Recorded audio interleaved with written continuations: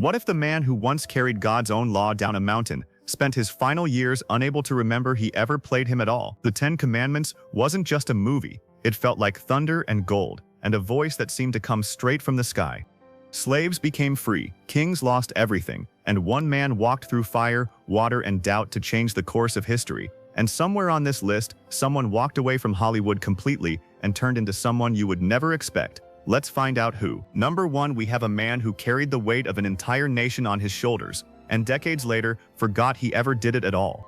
Charlton Heston was just 33 years old when he stepped into the sandals of Moses, tall and solemn, giving the role a kind of force that made you believe a mountain really could split in two. After this film, he became one of the biggest names in Hollywood, leading Ben-Hur, El Cid, and Planet of the Apes, building a legacy that felt untouchable. But time came for him too. In his later years, Alzheimer's slowly took the memories of the very roles that made him a legend. He died in 2008 at age 84. The man who once played a prophet who never forgot his purpose spent his final days unable to remember his own. Number 2, we have a princess who wanted love, power, and revenge all at once and ended up with none of them. Baxter was 33 when she played Nefretiri, sharp and glamorous, turning royal jealousy into something you could not look away from. She already had an Oscar and a place in film history from All About Eve, but Nefretiri gave her a different kind of fame.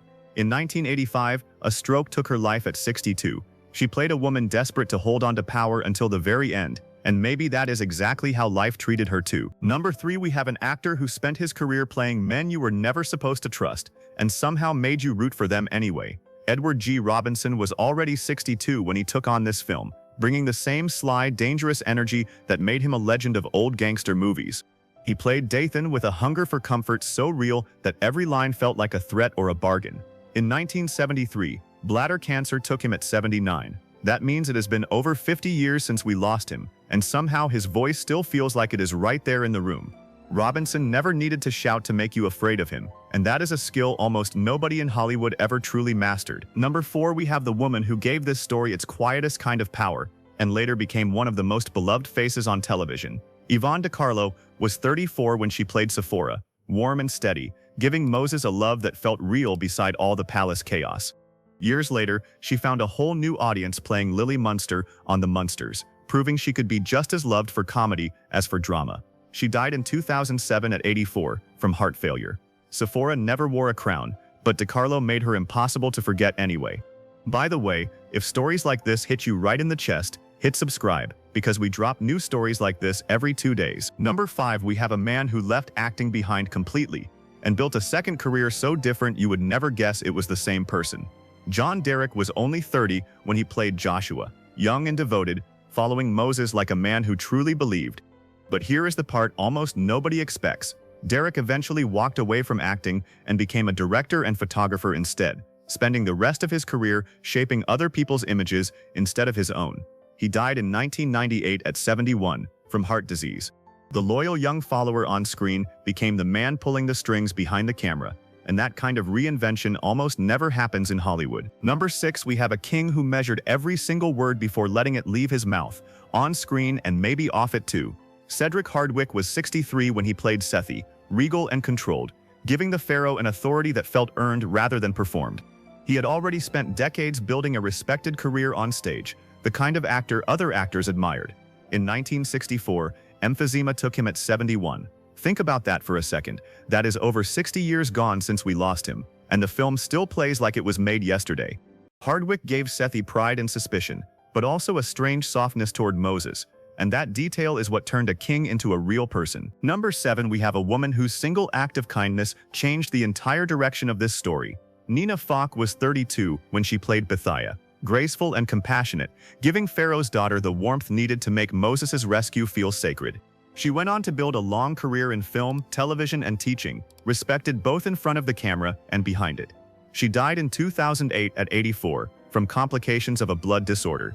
One small act of mercy from her character changed everything. And honestly, is not that how most of the big moments in real life happen too? Number 8, we have a mother who gave up her own child, not out of weakness, but out of the deepest kind of love there is. Martha Scott was 44 when she played Jochebed, and even though her screen time was brief, the emotion in every scene landed hard.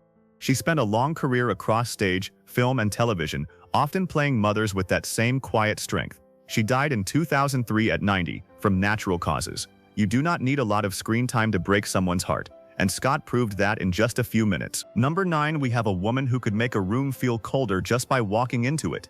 Judith Anderson was 59 when she played Memnet, watchful and severe, carrying secrets that made the palace feel dangerous. She was already famous for playing Mrs. Danvers in Rebecca, a role that made her one of the most chilling presences in classic film. She died in 1992 at 94, from pneumonia. Memnet barely appears in this film, but Anderson made sure you never forgot she was there. If you are the kind of person who remembers the small roles just as much as the big ones, drop a comment and tell us who you never forget. Number 10, we have a villain who never had to raise his voice, because his smile alone was enough to make you nervous. Vincent Price was 45 when he played Baca, elegant and cruel, dripping with the kind of arrogance only he could pull off. He later became one of horror's most iconic voices and faces, with classics like House of Wax and The Fly cementing his legacy. He died in 1993 at 82 after a battle with lung cancer.